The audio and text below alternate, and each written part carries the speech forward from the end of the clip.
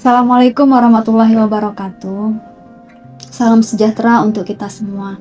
Perkenalkan, nama saya Yusfidiana SPMSI. Saya merupakan salah satu dosen tetap pada program studi manajemen Fakultas Ekonomi dan Bisnis Universitas Putra Indonesia YPTK Padang. Izinkan pada kesempatan ini saya membuat video pembelajaran guna sebagai salah satu syarat dalam sertifikasi dosen pada tahun 2026. Pada kesempatan ini, saya ingin menjelaskan salah satu mata kuliah yang saya ampu, yaitu mata kuliah pengantar ilmu ekonomi yang ditujukan untuk mahasiswa pada program studi manajemen pada Fakultas Ekonomi dan Bisnis. Mata kuliah ini bertujuan memberikan pengetahuan dasar mengenai teori ekonomi mikro dan makro, perhitungan, serta mahasiswa dapat memahami konsep dari ekonomi mikro. Ekonomi makro merupakan suatu cabang ilmu ekonomi yang mempelajari mengenai pendapatan nasional dalam perekonomian suatu negara. Pendapatan nasional tersebut terdiri dari ruang lingkup analisis makro, menghitung pendapatan nasional, analisis penentuan kegiatan ekonomi, keseimbangan ekonomi dua sektor, dan keseimbangan ekonomi tiga sektor. Pendekatan yang digunakan dalam mata kuliah ini adalah pendekatan teoritis dan analisis kasus-kasus yang relevan dengan materi ekonomi makro. Bahan ajar yang dipelajari dalam pengantar ilmu ekonomi makro ini meliputi yang pertama, ruang lingkup bidang studi ilmu ekonomi mikro dan makro. Yang kedua, pola kegiatan perekonomian, masalah ekonomi dan sistem pengaturan. Yang ketiga yaitu permintaan pasar. Yang keempat, penawaran dan keseimbangan pasar. Yang kelima, elastisitas. Yang keenam, teori nilai guna utility. Yang ketujuh, ruang lingkup analisis makroekonomi. Yang kedelapan, pendapatan nasional. Yang kesembilan itu penentuan kegiatan ekonomi menurut pandangan klasik, Keynes, dan pendekatan masa kini. Yang kesepuluh, keseimbangan ekonomi dua sektor. Dan yang kesebelas yaitu tentang keseimbangan ekonomi tiga sektor. Sub CPNK pada materi permintaan atau kemampuan akhir yang diharapkan dari pembelajaran ini yaitu mahasiswa mampu menjelaskan tentang permintaan pasar.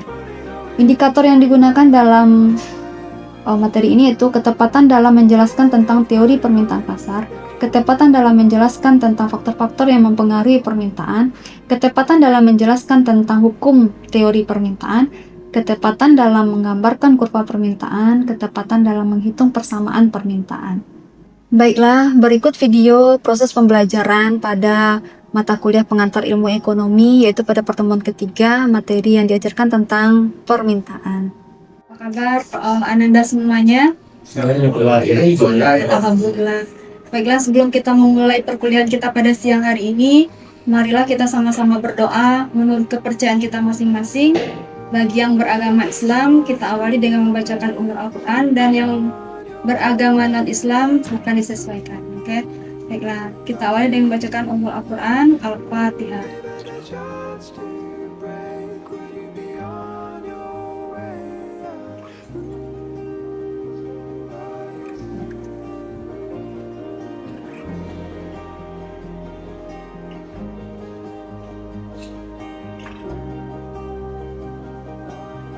Oke, saya mohon satu perwakilan untuk memimpin 12 prinsip dasar UPPTK.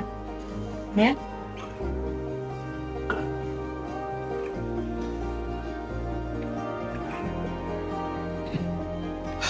Teman-teman yang berdiri terlebih dahulu.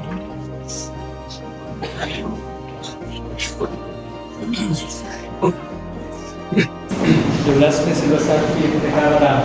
12 prinsip dasar UPPTK Padang. 1. Menyayangi sesama. 1. Menyayangi sesama.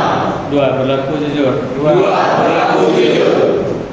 3. Bertanggung jawab. 3. Bertanggung jawab. 4. Menegakkan disiplin. 4. Menegakkan disiplin. 5. Berlaku adil. 5. Berlaku adil.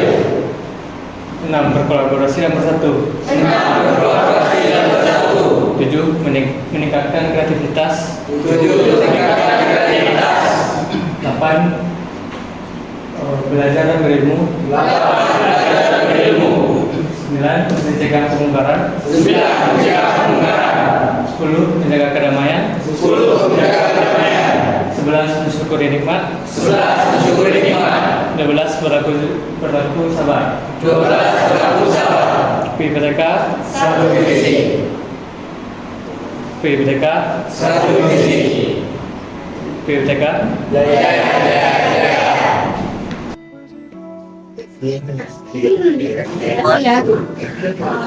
Baiklah, kita mulai saja perkuliahan pada siang hari ini. Hari ini kita akan membahas tentang permintaan. Nah, permintaan mungkin sebelumnya sudah pernah belajar apa itu permintaan. Kalau dari kata permintaan. Nah, dalam ilmu ekonomi itu ada nama permintaan. Nah, permintaan itu dikenal juga dengan kata demand.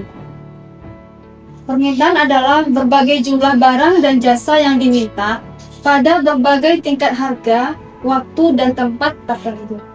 Nah, itu pengertian permintaan.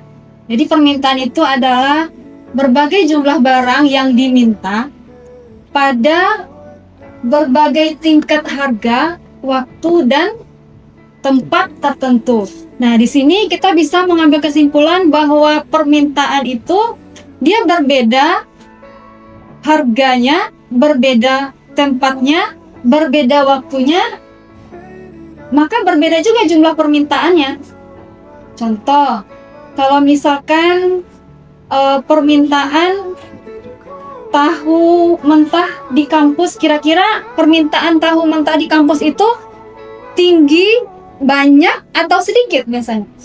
Sedikit. Lebih banyaknya apa? Goreng tahu, ya kan? Goreng tahu. Nah, kalau contoh misalkan kayak botol minuman Aqua, contohnya ya Aqua atau Le Mineral, itu beda tempat, beda harga. Kalau misalkan kita belinya di jalanan, misalnya kan, satu botol Aqua yang isinya setengah liter itu biasanya berapa? 5 ribuan gitu ya, 5 ribuan. Tapi kalau kita beli di pantai misalnya, beda tidak? Beda. Apalagi kalau kita belinya di Marawa. Tahu Marawa di mana? Apa? Kafe Marawa yang terkenal pada waktunya gitu ya. Nah, jadi beda tempat, beda harga gitu ya. Jumlah permintaannya juga berbeda. Nah, sesuai dengan hukum permintaan, nah ini salah satu gambar yang menggambarkan bagaimana permintaan barang atau satu produk ini di mana kira-kira? Di kafe. Kalau ini? Di jalan. Di jalanan, gerobak-gerobak yang ada di jalan itu ya sama produknya. Yang dijualnya sama-sama nasi goreng. Tapi mana yang lebih tinggi permintaannya kira-kira? Di jalan. Kenapa? Murah. Karena lebih murah, ya. Jadi kalau di jalan itu kan harganya lebih murah. Kalau harga lebih murah biasanya permintaannya lebih banyak gitu ya. Kalau harganya ini kan mahal di sini ya. Yang sedikit orang yang makan di sini karena harganya yang mahal, kurang terjangkau oleh masyarakat. Nah, itu contohnya ya. Bagaimana permintaan terhadap makanan di bawah ini dan apa faktor yang mempengaruhinya kira-kira? Apa faktor yang mempengaruhinya? Kenapa orang lebih suka makan nasi gerobak? Nasi goreng gerobak. Harga lebih murah. Berarti faktor yang pertama adalah harga barang itu sendiri. Yang kedua apa? Tempatnya mungkin mudah dijangkau gitu ya, ada di mana-mana gitu kan. Kemudian apa lagi faktornya kira-kira? Porsi atau selera bisa ya? Selera, ya seleranya lebih suka yang kalau nasi goreng mungkin lebih enak iya, tapi kalau yang ini kan sederhana gitu ya. Maksudnya tidak terlalu banyak variasinya, cuma satu variasi saja. Kalau ini bisa rasa seafood, rasa macam-macam gitu ya, selera. Nah, itu adalah faktor-faktor yang mempengaruhi permintaan. Tapi nanti akan kita pelajari lagi lebih lanjut untuk mengetahui apa sebenarnya faktor-faktor yang mempengaruhi permintaan itu sendiri. Nah, jadi permintaan tadi apa pengertiannya? Apa? Ya, siapa namanya? Coba sebutkan namanya. Sabila.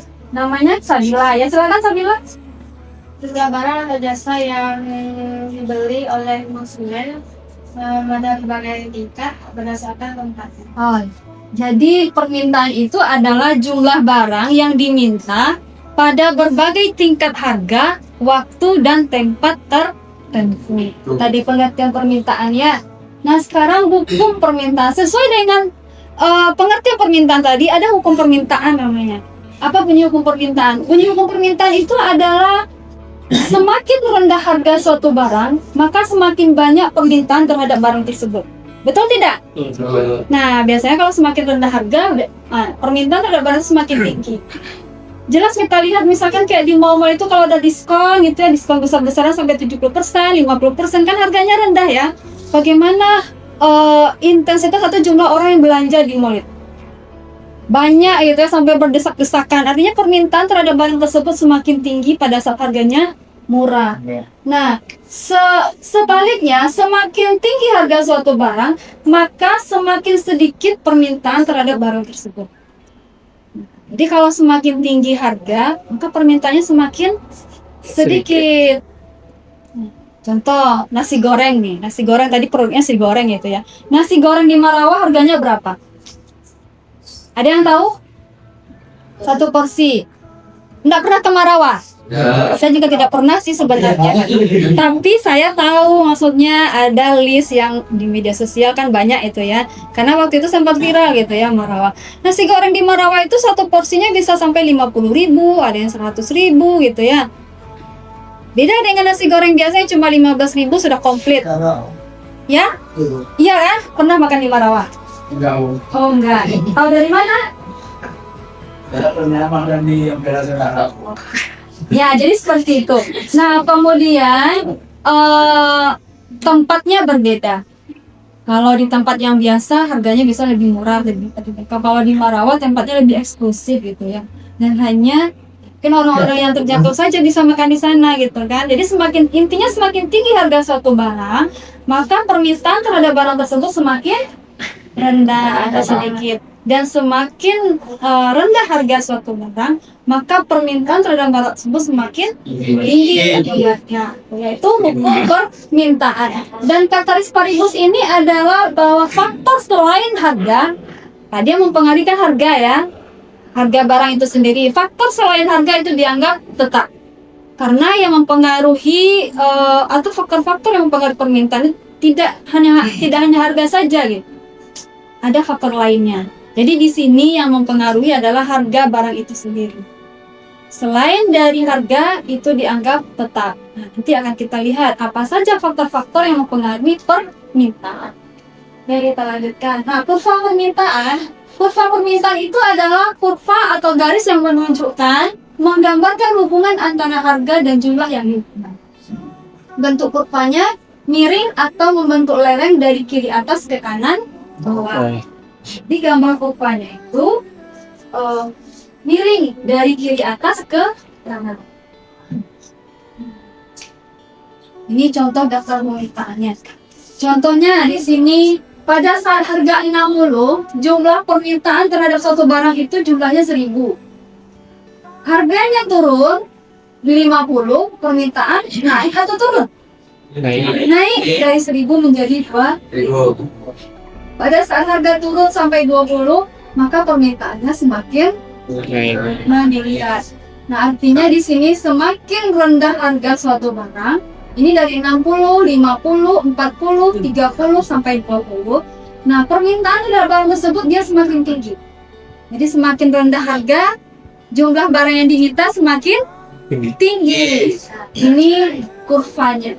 Jadi kita perhatikan di sini pada saat harga 20, ini adalah vertikal ya. Yang vertikal ini menunjukkan harga barang.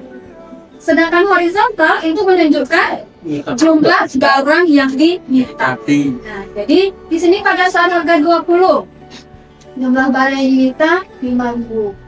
Kalau harganya naik ke atas sampai 60, maka jumlah barangnya semakin sedikit. Tapi kalau harga barangnya turun dari 60, awalnya jumlah barangnya 1.000, turun harganya 50, barangnya meningkat menjadi 2.000. Kemudian harga turun lagi menjadi 40 atau sampai 20. Jumlah barang yang diminta semakin banyak menjadi 5.000. Nah, jadi kurva permintaan itu adalah kurva yang menunjukkan perbandingan antara jumlah harga dengan jumlah barang dengan harga barang itu sendiri. Dia bergerak dari kiri atas ke kanan bawah. Itu kurva permintaan. Oke, kita lanjutkan. Nah, rumus fungsi permintaan. Ini dia rumus fungsi permintaan. Untuk mencari fungsi permintaan nantinya dia pakai rumus P dikurang P1 dibagi P2 dikurang P1 sama dengan Q dikurang Q1 dibagi Q2 dikurang Q1. P itu adalah apa tadi? Harga, price ya. P itu adalah harga. P1 itu harga awal, harga sebelum kenaikan. P2 harga yang kedua. Kemudian Q adalah kuantitas atau jumlah barang yang diminta. Q1 jumlah awal atau kuantitas yang pertama, Q2 kuantitas yang kedua. Oke, kita lanjutkan. Nah, ini faktor-faktor. Faktor-faktor yang mempengaruhi permintaan suatu barang. Di sini ada 6 faktor yang mempengaruhi permintaan terhadap suatu barang. Yang pertama itu adalah harga barang itu sendiri.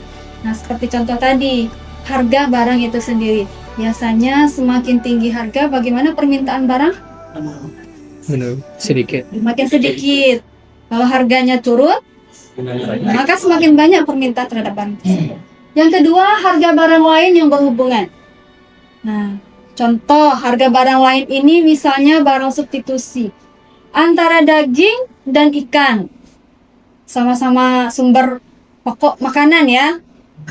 Kalau harga daging tinggi, maka permintaan terhadap ikan akan semakin meningkat gitu misalnya. Kenapa? Tentu orang tidak mampu membeli daging gitu ya. Karena harga daging tinggi. Kalau misalkan kayak saya punya anak banyak gitu ya. Anak saya ada 5 misalnya. Kalau beli daging tidak cukup satu keluarga dalam satu hari gitu ya. 1 kilo aja udah 150.000. Tapi kalau beli ikan bisa 10 ekor ikannya kan. Nah, lebih memilih ikan dibandingkan beli daging. Atau apa lagi? Air misalnya. Kalau air mineral lebih murah dibandingkan jus, sama-sama pelepas dahaga gitu ya. Kalau jus lebih mahal, ya kita belinya air putih gitu kan. Itu barang substitusi, artinya bisa menggantikan barang pengganti namanya. Itu harga barang lain yang berhubungan. Kemudian pendapatan. Biasanya semakin tinggi pendapatan seseorang, maka permintaan terhadap suatu barang itu juga semakin meningkat. Benar tidak? Kalau misalkan nih pendapatan orang tuanya 100 juta satu bulan, bisa beli mobil berapa kali dalam setahun? Ya kan? Itu contoh gitu ya. Tapi kalau pendapatannya cuma 100.000 satu hari, cuma cukup untuk beli beras, beli ikan, beli sayur, biaya sekolah, maka permintaan terhadap mobil tentu tidak ada gitu kan. Bukan tidak ingin, tapi tidak mampu rasanya untuk bisa beli mobil. Artinya permintaan terhadap suatu barang semakin sedikit.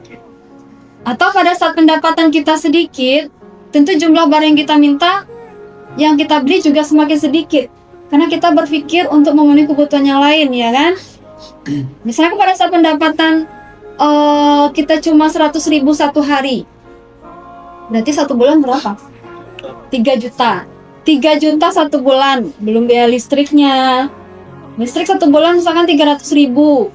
Apalagi transportasinya berapa? Ya kan? Nah, nih saya tanya nih, dikasih sama orang tua satu bulan berapa? Atau 1 minggu biasanya? 1 hari? Oh, itu kalau yang tidak kos ya. Kalau yang kos 1 minggu. 300 1 minggu. Beli bajunya berapa kali dalam sehari? Atau berapa kali dalam 1 tahun gitu? Kalau ada sisanya, Bu. Kalau ada sisanya. Ya artinya kalau misalkan uang kita banyak bisa beli baju ganti-ganti setiap bulan. Tapi kalau tidak tentu kita mengurangi pengeluaran dengan menghemat gitu ya. Kalau mungkin tidak cukup kita puasa Senin Kamis aja lagi. Nah, iya. Ya jadi seperti itu. Kemudian selera dan cita rasa masyarakat. Selera juga mempengaruhi permintaan terhadap suatu barang. Contoh, kita tidak suka durian. Mahal pun harga durian, kalau kita tidak suka, kita tetap tidak beli kan? Tapi kalau kita suka durian, semahal apapun durian itu mau beli tidak? Mau, karena suka gitu ya kan, selera. Jadi selera mempengaruhi. Yang pecinta kopi, kan sekarang banyak tuh kopi-kopi yang lagi viral itu ya. Nah, banyak. Bahkan kopi ini dijual pakai gerobak-gerobak di jalan, gitu kan. Banyak. Dalam jarak tidak sampai 1 kilo, bukan 1 kilo, malah paling 10 meter udah ada lagi kopi. Kalau dulu kan tidak ada seperti itu ya kan. Tapi kalau kita tidak suka kopi, mahal tidak kopi itu? 12.000 satu cup itu ya, sampai 15.000. Ya walaupun harganya mahal, kalau kita tidak suka, murah pun harganya, kalau kita tidak suka, kita tidak akan beli ya kan. Tapi kalau harga kopinya misalkan mahal, ada yang suka, masih dipertimbangkan. Kalau mampu ya dibeli, kalau tidak ya beli jus saja ya kan. Atau enggak beli teh yang 3.000 per cup. Ya, pengganti kopi. Ya kan? Masih bisa minum yang pengganti kopi. Sama-sama dingin. Nah, kemudian jumlah penduduk. Jumlah penduduk juga mempengaruhi permintaan suatu barang. Biasanya kalau semakin banyak jumlah penduduk, permintaan terhadap suatu barang bagaimana? Semakin tinggi. Kalau sedikit, Sedikit. semakin sedikit juga jumlah permintaan. Nah, contoh, kalau kampus ini libur, kira-kira kafe sepi atau rame? Sepi. Karena mahasiswanya pada pulang kampung. Ya, kalau pulang kampung, permintaan terhadap produk kafe itu berkurang. Betul? Iya, nggak ada yang makan di kafe karena pada pulang kampung mahasiswanya. Bahkan mungkin ada kafenya tutup aja lah daripada rugi gitu kan, udah masak banyak-banyak, tapi tidak ada yang beli. Tapi kalau pada saat mahasiswa lagi normal, lagi kuliah gitu kan seperti biasa, kafe semua pada penuh, pada rame, bahkan parkir aja udah penuh gitu kan, apalagi isinya di dalam gitu. Jadi semakin banyak jumlah mahasiswanya, kafenya juga semakin rame. Produk yang dibuat oleh kafe juga semakin laris. Tapi kalau seandainya mahasiswanya tidak ada, sedikit atau lagi libur, kafenya jadi sepi. Artinya permintaan terhadap apa yang ada di kafe atau produk yang ada di kafe juga sedikit permintaannya gitu kan. Nah, itu jumlah penduduk. Kemudian ramalan tentang keadaan di masa datang. Nah, diramalkan nih, pernah tidak mendengar waktu itu pernah kelangkaan minyak goreng? Pernah? Sudah langka, mahal. Membelinya pun susah. Biasanya saya belinya satu bulan itu sampai 1 dus. Stok di rumah ya 1 bulan 1 dus. Isinya 6 yang 2 liter. Tapi sejak kelangkaan waktu itu, udahlah harganya mahal. Biasanya harganya cuma 30.000, 25.000. Nah, sekarang sampai 50.000 harganya. Nah, udahlah langka, mahal. Karena memang kelangkaan menciptakan harga yang tinggi gitu ya.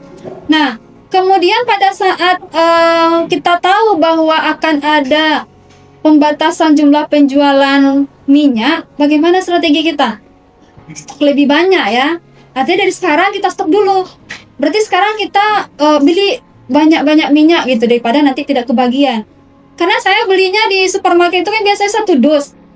Tapi sekarang enggak gitu kan, 1 hari, bukan 1 hari, 1 kali belanja cuma boleh 1 bungkus saja. Biasanya bisa beli 1 dus setiap hari, bisa kapanpun boleh 1 dus. Tapi karena minyaknya langka, cuma boleh 1 orang satu bungkus saja gitu.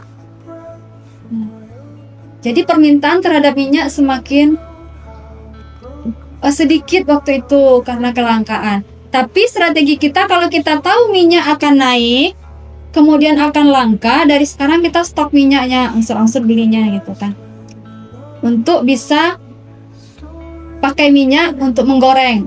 Tapi kan pemerintah menerapkan strateginya waktu itu tidak usah lah goreng-goreng, kalau bisa makannya itu dibakar. Apalagi di sup, direbus, digulai gitu ya.